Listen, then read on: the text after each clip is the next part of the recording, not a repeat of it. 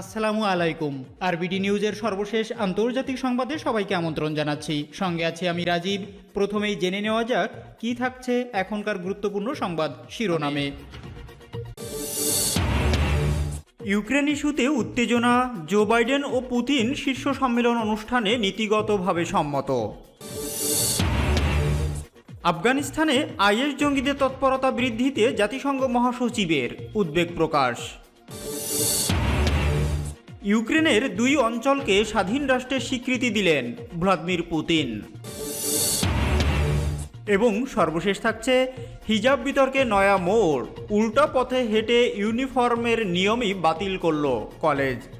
হিজাব বিতর্ক নিয়ে তুলকালাম কাণ্ড চলছে পুরো ভারতেই, বিশেষত কর্ণাটকের হাইকোর্ট যখন এই বিচারাধীন রয়েছে হিজাব নিয়ে, তখনই নয়া মোড় নিল ওই একই এলাকার কলেজে।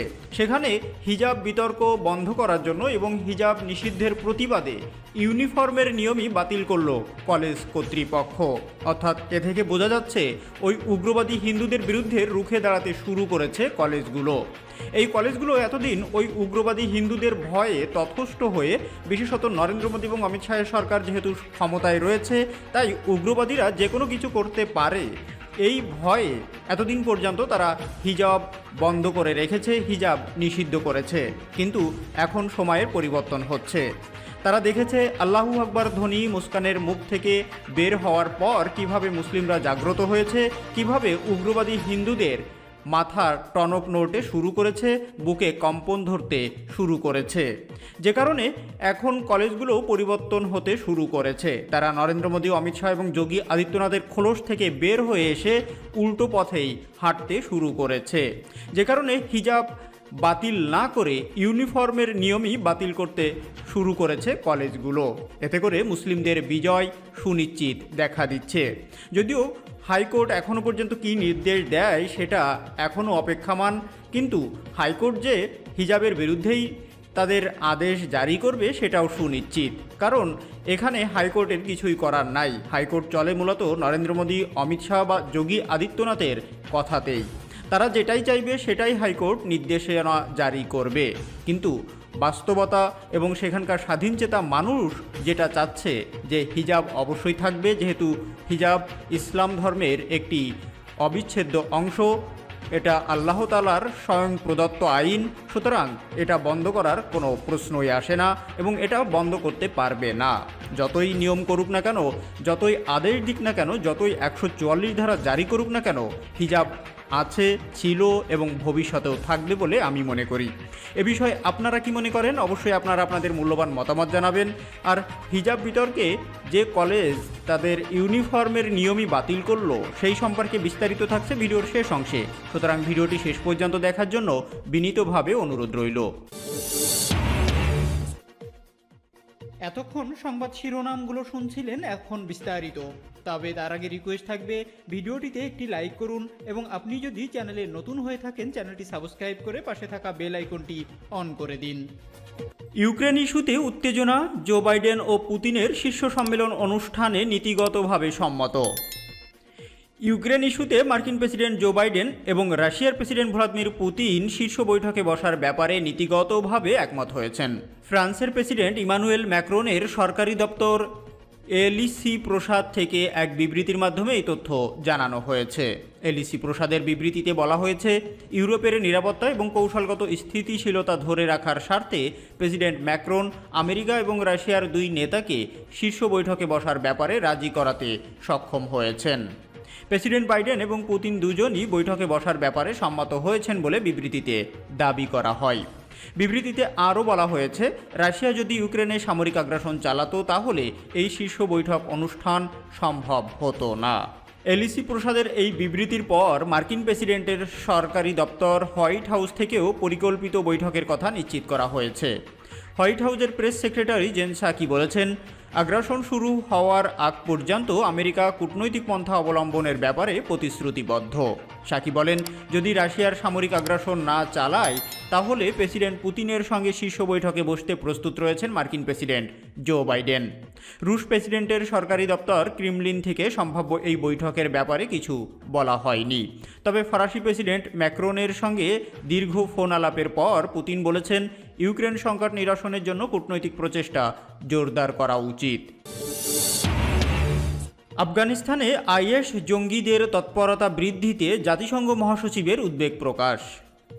জাতিসংঘের মহাসচিব অ্যান্তনিও গুতেরেস আফগানিস্তানে উগ্র তাকফিরি সন্ত্রাসী গোষ্ঠী দায়েশ বা আইএসের জঙ্গিদের তৎপরতা বৃদ্ধিতে উদ্বেগ প্রকাশ করেছেন। তিনি বলেছেন, ক্ষমতার শূন্যতা ব্যবহারে সন্ত্রাসীরা খুবই দক্ষ।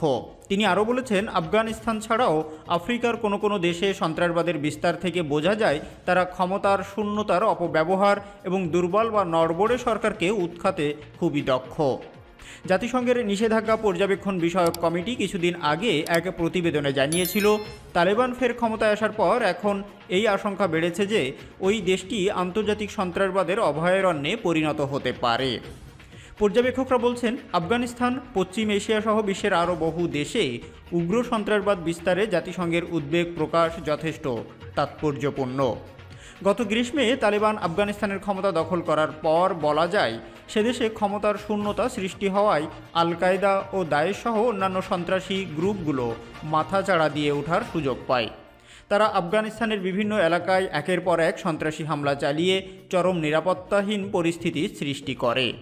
গত কয়েক মাসে আফগান জনগণের নিরাপত্তা প্রতিষ্ঠায় তালেবানের অস্থায়ী সরকার প্রতিশ্রুতি দিলেও একাধিকবার দায়েশ বা আইএস জঙ্গিদের সন্ত্রাসী হামলার ঘটনাও ঘটেছে। গত বছর অক্টোবরে কুন্দুজ প্রদেশের দুটি শিয়া মসজিদে দায়েশ সন্ত্রাসীরা ভয়াবহ বোমা হামলা চালায়। এতে শত শত মুসল্লি হতাহত হন। এ ঘটনার পর তালেবানের অস্থায়ী সরকারকে তীব্র সমালোচনার সম্মুখীন হতে হয়। সন্ত্রাসীদের এই ভয়াবহ হামলার পর আফগানিস্তানের শিয়া আলেমরা শিয়া জনগোষ্ঠীসহ দেশের সব নাগরিকের নিরাপত্তা দেওয়ার জন্য তালেবান সরকারের প্রতি আহ্বান জানান। এছাড়া কিছুদিন আগে দায়েশ সন্ত্রাসীরা হেরাত প্রদেশেও হামলা চালায়। এতে অন্তত 7 জন বেসামরিক মানুষ নিহত এবং অপর 10 জন আহত হয়। আফগানিস্তানে দায়েশ সন্ত্রাসীদের তৎপরতা বৃদ্ধি পাওয়ায় নিরাপত্তা নিয়ে প্রতিবেশী দেশগুলোতেও উদ্বেগ বেড়েছে। এ অবস্থায় কিছুদিন আগে আফগানিস্তান পরিস্থিতি নিয়ে দ্বিপক্ষীয় আঞ্চলিক ও আন্তর্জাতিক পর্যায়ের বৈঠকও হয়েছে। বৈঠকে উপস্থিত প্রতিনিধিরা সবাইকে নিয়ে একটি অংশগ্রহণমূলক সরকার গঠনের জন্য তালেবান সরকারের প্রতি আহ্বান জানান, যাতে দায়েশ সহ অন্যান্য সন্ত্রাসী গোষ্ঠীর কর্মকাণ্ড রোধে কার্যকর ব্যবস্থা নেওয়া যায়। বর্তমান অবস্থায় দায়েশ সন্ত্রাসীদের মোকাবেলা করা তালেবান সরকারের জন্য জরুরি হয়ে পড়েছে। কেননা নিরাপত্তা প্রতিষ্ঠা করা শুধু যে আফগান জনগণের দাবি তাই নয়, একই সঙ্গে সমগ্র এই অঞ্চলের প্রতিটি দেশেরও অভিন্ন দাবিতে পরিণত হয়েছে।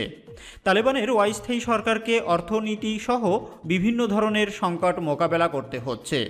এ অবস্থায় তাদের পক্ষে সন্ত্রাসীদের বিরুদ্ধে কার্যকর পদক্ষেপ নেওয়া কঠিন হয়ে গেছে, আর এই সুযোগ নিচ্ছে উগ্র জঙ্গি গোষ্ঠীগুলো। ফলে সমগ্র এই অঞ্চলের নিরাপত্তা নিয়ে গভীর উদ্বেগ দেখা দিয়েছে। তালেবান এখনও আন্তর্জাতিক স্বীকৃতি পায়নি। সে কারণে তারা সন্ত্রাসীদের মোকাবেলার কথা বলে আন্তর্জাতিক সমাজের কাছ থেকে স্বীকৃতি আদায়েরও চেষ্টা করছে। এ অবস্থায় আফগানিস্তানে সন্ত্রাসবাদ বিস্তারের বিষয়ে জাতিসংঘ মহাসচিবের উদ্বেগ প্রকাশ গুরুত্বপূর্ণ বলেই পর্যবেক্ষকরা মনে করছেন। ইউক্রেনের 2 অঞ্চলকে স্বাধীন রাষ্ট্রের স্বীকৃতি দিলেন ভ্লাদিমির পুতিন। পূর্ব ইউক্রেনের রুশপন্থী অস্ত্রধারীদের নিয়ন্ত্রিত 2 অঞ্চল ডনেক্স ও লুহানস্ককে স্বাধীন রাষ্ট্রের স্বীকৃতি দিয়েছে রাশিয়ার প্রেসিডেন্ট ভ্লাদিমির পুতিন। সোমবার রাতে টেলিভিশনে সম্প্রচারিত এক ভাষণে পুতিন ইউক্রেনকে রাশিয়ার ইতিহাসের একটি অবিচ্ছেদ্য অংশ হিসাবে বর্ণনা করেন। তিনি বলেন, পূর্ব ইউক্রেন একসময় রাশিয়ার ভূমি ছিল। তিনি আত্মবিশ্বাসী যে রাশিয়ার জনগণ তার এই সিদ্ধান্তকে সমর্থন জানাবে।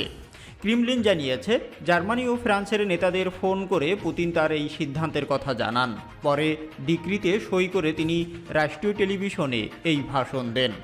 টেলিভিশন ভাষণের আগে ডনেক্স ও লুহানস্ক অঞ্চলের নেতাদের সঙ্গে বন্ধুত্ব ও সহযোগিতার চুক্তিতে স্বাক্ষর করেন প্রেসিডেন্ট পুতিন। রাশিয়ার প্রেসিডেন্ট এমন সময় এই পদক্ষেপ নিল যখন ইউক্রেনের সীমান্তে প্রায় 1.5 লাখ রুশ সেনা মোতায়েন রয়েছে। মস্কো ইউক্রেনে আগ্রাসন চালানোর অভিযোগ অস্বীকার করলেও আমেরিকা সহ ন্যাটোভুক্ত দেশগুলো দাবি করছে প্রেসিডেন্ট পুতিন ইউক্রেন দখল করার পরিকল্পনা হাতে নিয়েছে। এর আগে ডনেক্স অঞ্চলের নেতা ড্যানিশ পুশিলিন ও লোগানক্স অঞ্চলের নেতা লিওন পাশোসনিক সোমবারই তাদের নিয়ন্ত্রিত 2 অঞ্চলকে স্বাধীন রাষ্ট্র হিসাবে স্বীকৃতি দেওয়ার জন্য রাশিয়ার প্রতি আবেদন জানিয়েছিলেন। গত সপ্তাহে রাশিয়ার জাতীয় সংসদের নিম্নকক্ষ দুমা এক বিল পাশ করে ইউক্রেনের পূর্বাঞ্চল দোনবাস অঞ্চলকে স্বাধীন অঞ্চল হিসাবে স্বীকৃতি দেওয়ার জন্য পুতিনের প্রতি আহ্বান জানিয়েছিলেন। ডনেক্স ও লোহানাক্স সহ রুশ বংশোদ্ভূত নাগরিকদের নিয়ে গঠিত আরও কয়েকটি অঞ্চলকে নিয়ে বৃহত্তর দোনবাস অঞ্চল গঠিত। 2014 সালে কথিত রঙিন বিপ্লবের মাধ্যমে পাশ্চাত্যপন্থী সরকার ইউক্রেনের ক্ষমতা গ্রহণ করলে ডনেক্স ও লোহানাক্স একতরফাভাবে কিয়েভের নিয়ন্ত্রণ অস্বীকার করে স্বাধীনতা ঘোষণা করে। প্রেসিডেন্ট পুতিন সোমবার রাতে প্রায় 1 ঘন্টা টেলিভিশন ভাষণে বলেন, সোভিয়েত শাসনামলে রাশিয়ার ঐতিহাসিক ভূমি ইউক্রেনকে দিয়ে দেওয়া হয়, যার কারণ এখনও অজানা। ইউক্রেনকে বিদেশিরা চালাচ্ছে অভিযোগ করে রাশিয়ার প্রেসিডেন্ট বলেন, ইউক্রেনের সংবিধানে দেশটিতে বিদেশি সেনা উপস্থিতি নিষিদ্ধ থাকলেও বর্তমানে সে দেশে ন্যাটোর প্রশিক্ষণ শিবির রয়েছে, যার অর্থ ইউক্রেনে বিদেশি সেনা উপস্থিতি রয়েছে। ন্যাটো জোটে ইউক্রেনের অন্তর্ভুক্তির ফলে রাশিয়ার নিরাপত্তা আরও বেশি হুমকিগ্রস্ত হবে জানিয়ে পুতিন বলেন, ইউক্রেনে মার্কিন ক্ষেপণাস্ত্র স্থাপিত হলে রাশিয়ার বিস্তীর্ণ ভূখণ্ড ওই ক্ষেপণাস্ত্রের আওতায় চলে যাবে। হিজাব বিতর্কে নয়া মোড়, উল্টো পথে হেঁটে ইউনিফর্মের নিয়মই বাতিল করল কলেজ কর্তৃপক্ষ। কর্ণাটক হাইকোর্ট মামলার শুনানি শেষ না হওয়া অবধি শিক্ষা প্রতিষ্ঠানে যাবতীয় ধর্মীয় পোশাকের উপর নিষেধাজ্ঞা জারি করা হয়েছে। সেই নির্দেশ বাতিল করে দিল মহীশূরের একটি বেসরকারি কলেজ। হিজাব বিতর্কে এবার নয়া মোড়। চলতি বছরের জানুয়ারি মাস থেকে কর্ণাটকের শিক্ষা প্রতিষ্ঠানে হিজাব পরা নিয়ে যে বিতর্কের সূত্রপাত হয়েছিল তা আদালত অবধি পৌঁছেছে। সম্প্রতি কর্ণাটক হাইকোর্টের তরফে মামলার শুনানি শেষ না হওয়া অবধি শিক্ষা প্রতিষ্ঠানে যাবতীয় ধর্মীয় পোশাকের উপর নিষেধাজ্ঞা জারি করা হয়েছে। সেই নির্দেশ বাতিল করে দিল মহীশূরের একটি বেসরকারি কলেজ। জানা গিয়েছে, কলেজে পড়ুয়াদের হিজাব পরে আসার জন্যই হাইকোর্টের সিদ্ধান্তকে অমান্য করার সিদ্ধান্ত নিয়েছে ওই কলেজ কর্তৃপক্ষ। পড়ুয়ারা যাতে ক্লাসে যোগ দিতে পারে তার জন্য ইউনিফর্মের নিয়ম বাতিল করে দেওয়া হয়েছে। এবার থেকে পড়ুয়ারা হিজাব বা অন্য কোনো ধর্মীয় পোশাক পরে আসতে পারবে বলেই জানানো হয়েছে। জানা গিয়েছে, কলেজের 4 জন পড়ুয়া হিজাব পরে আসতে তাদের কলেজে প্রবেশ করতে বাধা দেওয়া হয়। এরপরই বিতর্ক শুরু হয়। শেষ অবধি কলেজ কর্তৃপক্ষের তরফে সিদ্ধান্ত নেওয়া হয় যে পড়ুয়াদের শিক্ষার কথা ভেবেই শেষ অবধি ইউনিফর্মের নিয়ম প্রত্যাহার করে নেওয়া হয়। পড়ুয়াদের ইচ্ছামতো পোশাক পরার অনুমতিও দেওয়া হয়। টাইমস অব ইন্ডিয়ার প্রতিবেদন অনুযায়ী মহীশূরের ডিডিপিইউডিকে শ্রীনিবাস মূর্তি বলেন, হিজাব ছাড়া ক্লাসে ঢোকার নিয়ম চালু করার পরই 4 জন পড়ুয়া ক্লাস করতে অস্বীকার করেন এবং বিক্ষোভ দেখাতে শুরু করেন। বেশ কিছু প্রতিষ্ঠানও তাদের প্রতি সমর্থন দেখিয়েছিল। তাই আমি কলেজে যাই এবং পড়ুয়াদের সঙ্গে কথা বলি। এরই মধ্যে কলেজের তরফে জানানো হয় যে তারা ইউনিফর্মের নিয়ম বাতিল করেছে, পড়ুয়ারা ক্লাসে যোগ দেয়। অন্যদিকে শুক্রবার তুমাকুরুর এমপ্রেস কলেজের অধ্যক্ষ কলেজেরই 15 থেকে 20 জন পড়ুয়ার বিরুদ্ধে কর্ণাটক হাইকোর্টের রায় অমান্য করার অভিযোগ দায়ের করেন। নন্দগড় কলেজেও হিজাব পরিহিত পড়ুয়াদের বিরুদ্ধে বিক্ষোভ দেখানোর জন্য বেশ কয়েকজন পড়ুয়া গেরুয়া শাল পরে আসে, তাদেরও কলেজে ঢুকতে বাধা দেওয়া হয়। কর্ণাটকের শিবমোগা জেলার একটি প্রি ইউনিভার্সিটির কমপক্ষে 58 জন ছাত্রীকেও শনিবার সাসপেন্ড করা হয়েছে হিজাব পরা ও কলেজের বাইরে বিক্ষোভ দেখানোর জন্য। বিতর্কের জেরে অনির্দিষ্টকালের জন্য কলেজ বন্ধও করে দেওয়া হয়েছে। এতক্ষণ সঙ্গে থাকার জন্য ধন্যবাদ। দেখা হচ্ছে পরবর্তী ভিডিওতে। ততক্ষণ পর্যন্ত ভালো থাকুন, সুস্থ থাকুন। আল্লাহ হাফেজ।